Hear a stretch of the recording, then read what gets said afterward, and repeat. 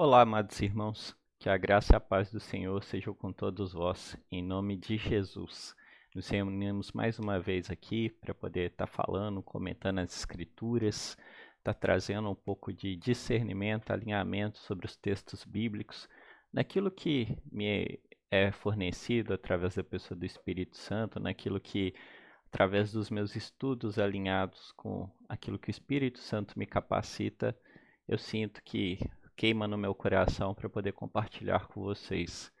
Novamente, que a graça e a paz do Senhor Jesus seja convosco e que nós possamos receber algo da parte do Senhor através desse vídeo aqui, tá bom, amados irmãos?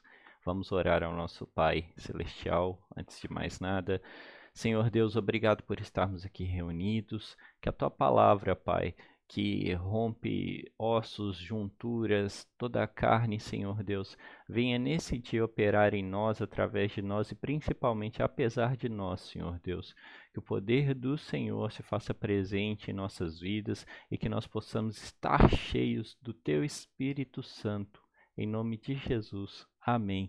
Queridos irmãos, gostaria de compartilhar com vocês algo que o Espírito Santo me entregou nesses dias. É algo que eu creio de extrema simplicidade, mas que faz uma diferença enorme nas nossas vidas como cristãos. Termos esse alinhamento, termos esse entendimento, essa compreensão de fato. E como o título desse vídeo aqui é o que de fato é a obra de Deus. O que é a obra de Deus, como viver, como manifestar a obra de Deus.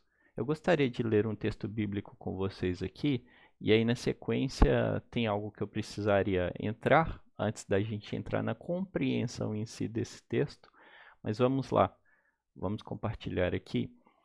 No Evangelho segundo João, no capítulo 6, verso 29, nos diz o seguinte a palavra do Senhor.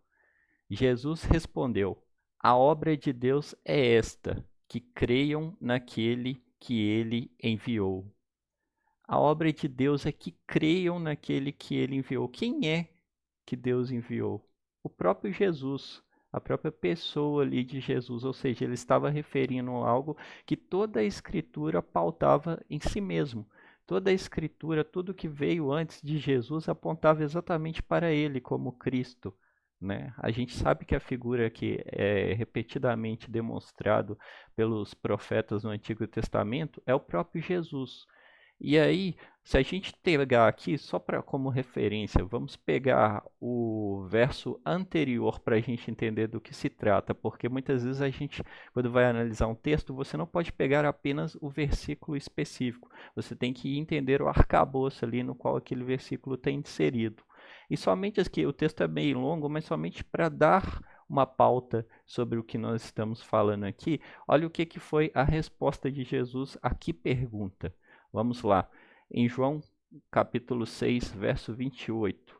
Então perguntaram-lhe, o que precisamos fazer para realizar as obras de Deus? E aí a resposta de Jesus, como nós lemos, foi, a obra de Deus é esta, que creiam naquele que ele enviou. Amados irmãos, esse é o cerne de Cristo, o cerne do Evangelho. Não existe um Evangelho verdadeiro, o Evangelho de Cristo, que possa ser pregado onde Jesus não seja o centro, onde Cristo não seja o centro. E a salvação é o cerne do cristocentrismo. Por que foi necessário haver um Cristo? Porque o homem caiu, o homem pecou, o homem destituído foi da glória de Deus. Logo, o homem precisava de um redentor, precisava de alguém que pagasse o preço que ao homem natural era impagável. Então, Jesus, na figura do Cristo, veio para consertar tudo aquilo que o nosso antepassado lá, Adão, havia estragado. Então, quando nós recebemos, conhecemos e entendemos ali que existe um Deus, que Ele é o nosso Pai, que Ele quer ter relacionamento conosco e que esse Deus pagou um alto preço para que nós fôssemos salvos, é impossível que a gente adentre nessa visão sem essa compreensão de que Deus não espera nada da gente, além do fato primordial que nós creiamos em Jesus, que nós saibamos que o Cristo veio e pagou um preço na cruz pelas nossas vidas. Porque todas as demais coisas que vêm ao Evangelho, elas dependem dessa única verdade.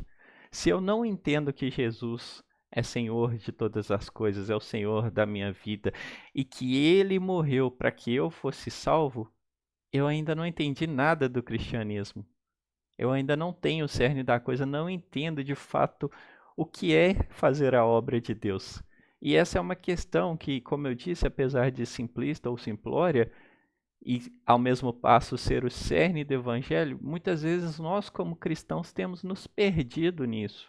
A gente se perde achando que obras são atividades, pensando que obra é fazer o bem, é dar o dízimo, todas as demais coisas. Eu vou citar logo na sequência aqui para a gente entender, porque alguns podem já estar pensando assim, poxa, Abraão, então a obra de Deus não é de fato fazer o bem, a obra de Deus não é parecer com Cristo, a obra de que Deus espera que nós façamos não é que eu faça coisas ali, pratique indulgências, dizime, oferte como já mencionei, ou faça jejuns. A obra de Deus, o que Deus espera da minha vida não é isso. Então eu vivi um cristianismo de fachada. Nós vamos entrar nesse ponto logo a seguir. Mas antes disso, como eu disse, tinha algo que eu queria citar aqui que vai embasar, vocês vão entender. Eu sempre gosto de usar essa compreensão com metáforas, que eu creio que se Jesus ensinava com metáforas, é porque realmente há uma forma de ensinar onde a gente facilita a assimilação dos ouvintes. Então eu vou me apropriar aqui dessa metáfora para tentar entrar nesse demérito. Certa vez havia um homem que havia trabalhado anos a fim para o seu patrão ali na área de construção civil. E aí, após esses longos anos, ele finalmente chegou no seu estado de poder entrar com a documentação de aposentadoria, então ele estava completamente preparado ali, já havia feito toda a parte jurídica, vamos falar assim, da sua aposentadoria e faltava apenas entregar o comunicado para o seu patrão. E aí ele chega ali disposto já a encerrar com aquele relacionamento de longos anos ali, chega para o seu patrão, mostra a documentação para ele e fala, olha aqui, ó, a partir de hoje eu estou entrando com a documentação para minha aposentadoria, então a partir de hoje eu não vou mais trabalhar contigo. E aí o patrão dele vira para ele e fala assim, olha, tudo bem, você pode aposentar, é o seu direito, não tem como eu barrar isso, de fato, apesar de você ser um ótimo trabalhador aqui, mas eu gostaria de te pedir só mais uma coisa, então, por favor. Tem uma última obra que eu quero que você faça, uma última casa que eu quero que você construa, e após você concluir, após entregar essa obra, beleza, eu te habilito, assino tudo que for necessário para conceder a sua aposentadoria. E aí aquele trabalhador ficou ali super irritado, indignado com aquilo. Poxa, trabalhei tantos anos para o cara e o cara ainda quer que eu faça mais uma casa para ele. Ah, não, isso não é justo e tal. E aí foi fazer a casa naquele estado, né? Com um ódio terrível ali. Pegou o material mais barato que tinha, tudo ali de segunda, terceira mão, não preocupou com as coisas. E o seu patrão não havia delimitado para ele o preço. Não havia falado, usa tal material ou faz assim o assado, faça uma casa. Foi essa a ordem que ele recebeu basicamente. E o cara foi pegando ali só material ruim e pensando ali, vou fazer esse negócio o mais rápido possível para eu conseguir entregar logo, e fez aquela casa ali às pressas. Beleza, conseguiu terminar o projeto ali e retornou para o seu patrão. Olha, terminei a casa que o senhor mandou, tá aqui, tá entregue, agora eu posso aposentar? Ele virou e falou assim, beleza, você cumpriu o seu acordo, você construiu a casa que eu pedi, agora você está liberado para aposentar. Só tem mais um detalhe. Essa casa que eu te pedi para construir, devido aos seus longos anos prestados aqui na empresa, o ótimo relacionamento que nós tivemos, era a forma com que eu encontrei de te honrar, de te gratificar de alguma forma ali pelo seu trabalho, porque eu reconheço o ótimo profissional que você foi, então essa casa ela é sua.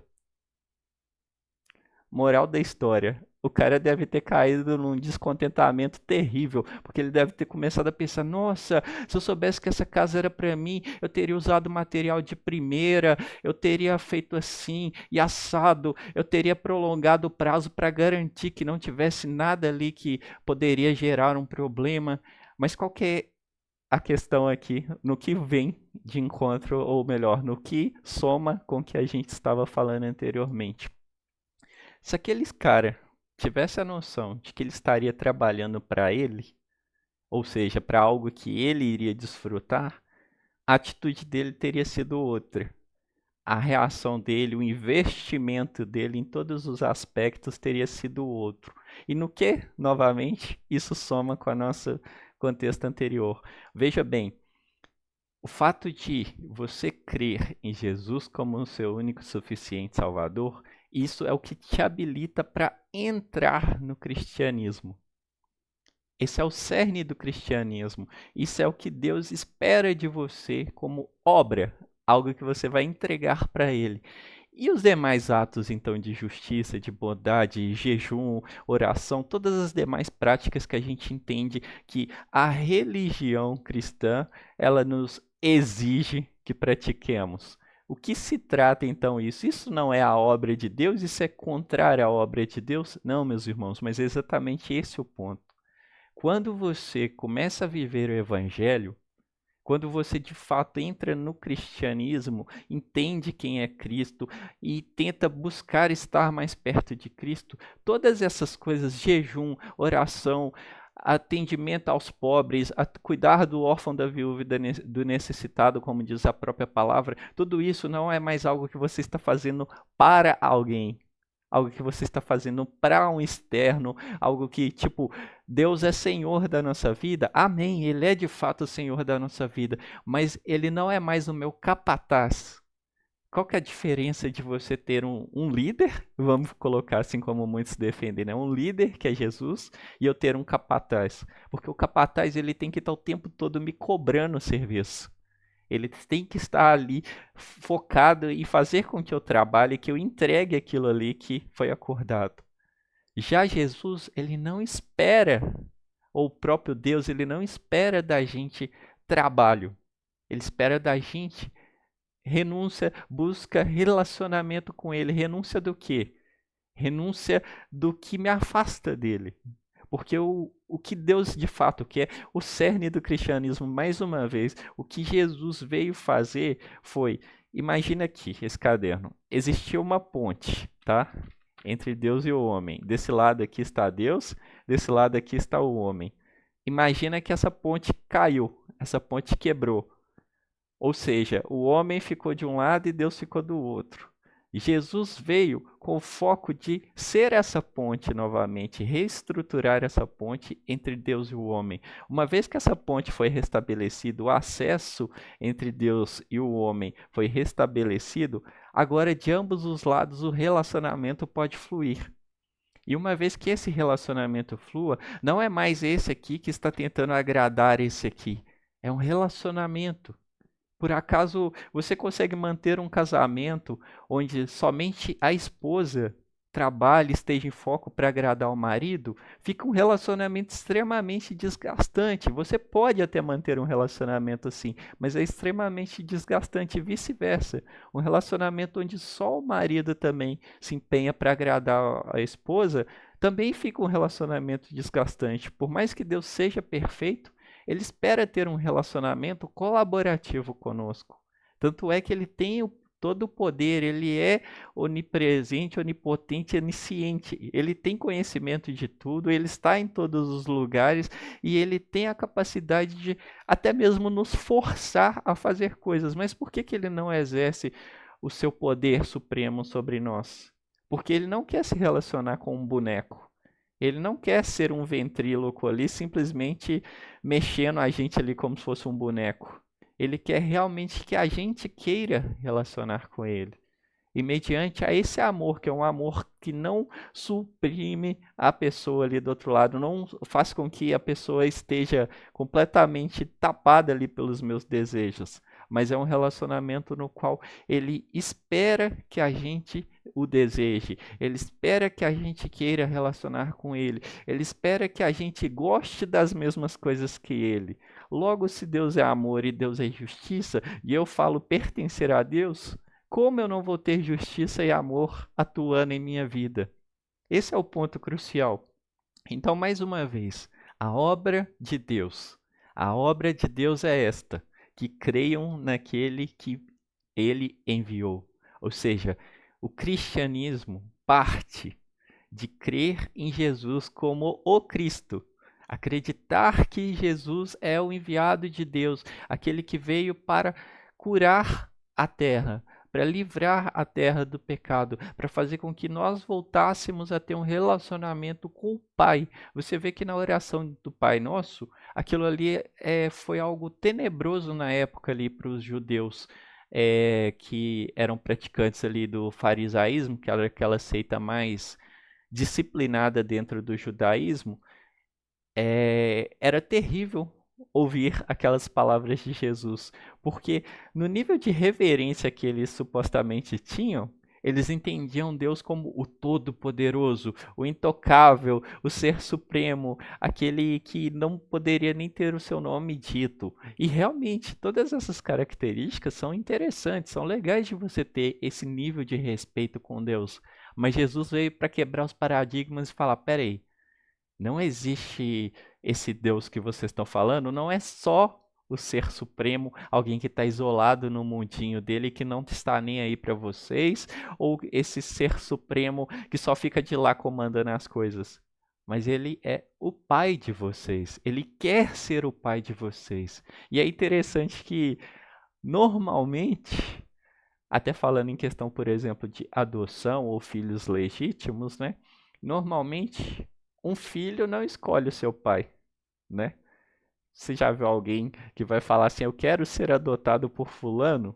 Isso normalmente não é o que acontece. Mas conosco, Deus nos deu esse poder, essa capacidade. Por mais que Ele seja o criador de todas as coisas, mas a capacidade de se tornar filho dele depende de nós.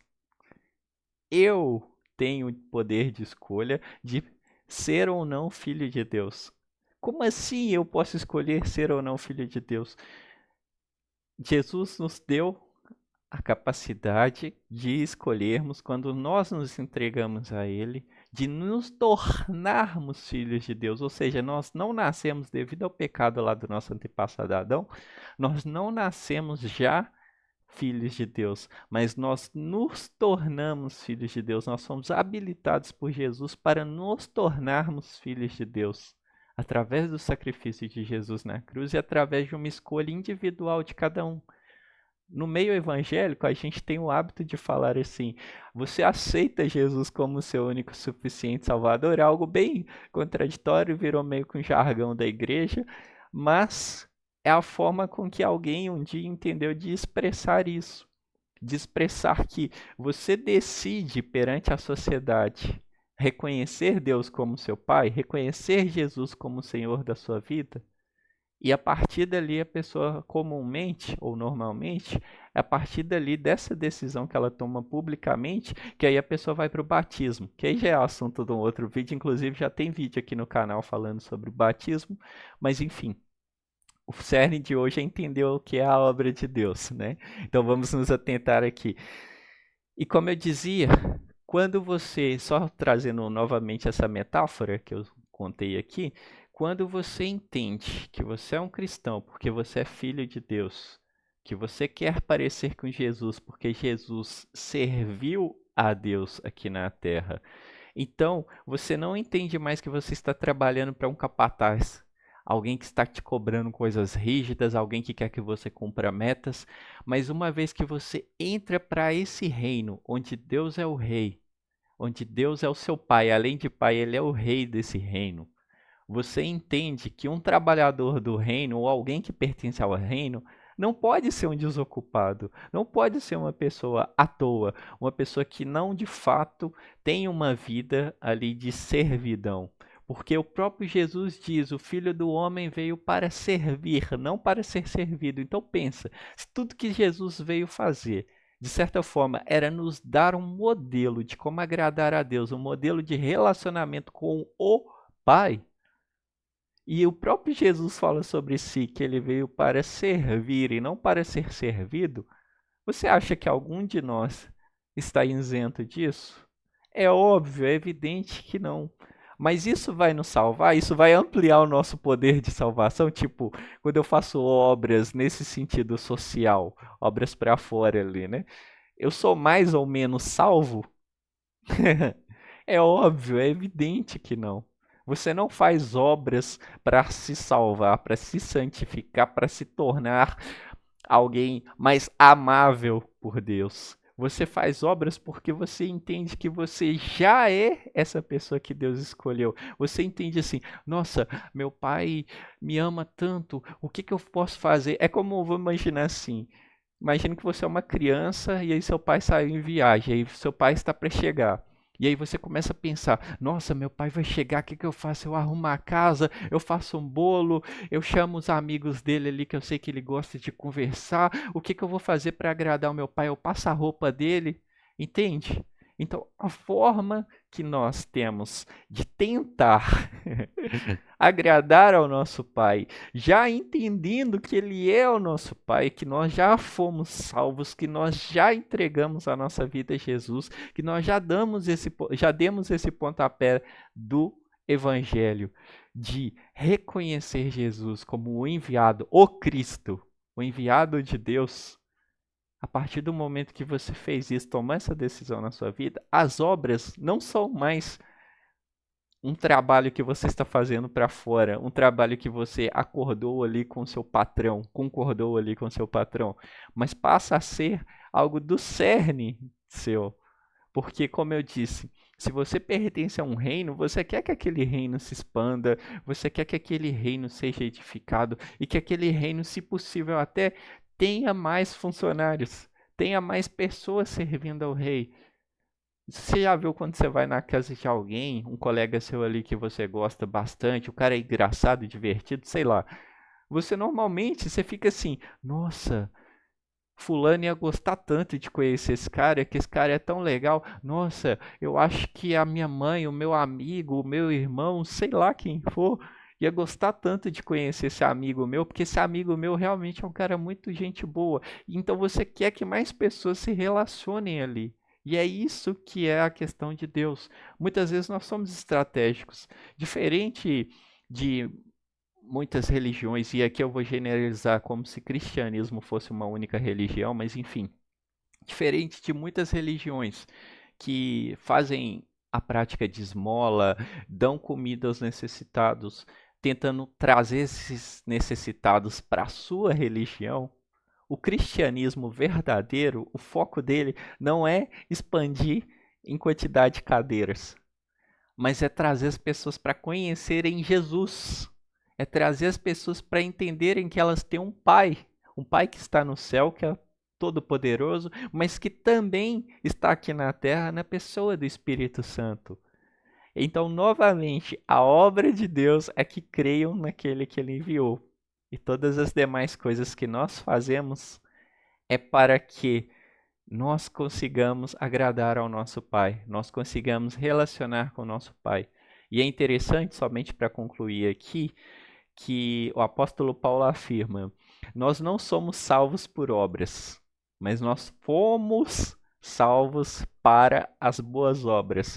E também um texto que, para fechar aqui, a gente, se não me engano, está em Apocalipse, peço perdão por não ter pesquisado antes, que diz que pessoas que curaram no nome de Jesus, libertaram, fizeram N coisas ali no nome de Jesus, no fim dos tempos, essas pessoas não alcançaram a salvação.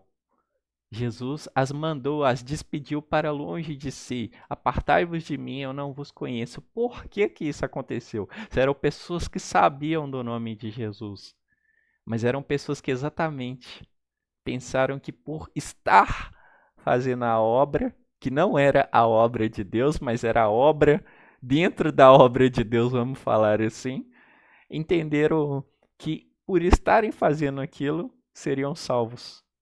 Ou seja, muitas vezes a gente se perde com o trabalho e esquece que mais importante do que o trabalho é o Cristo, que é o motivo do trabalho.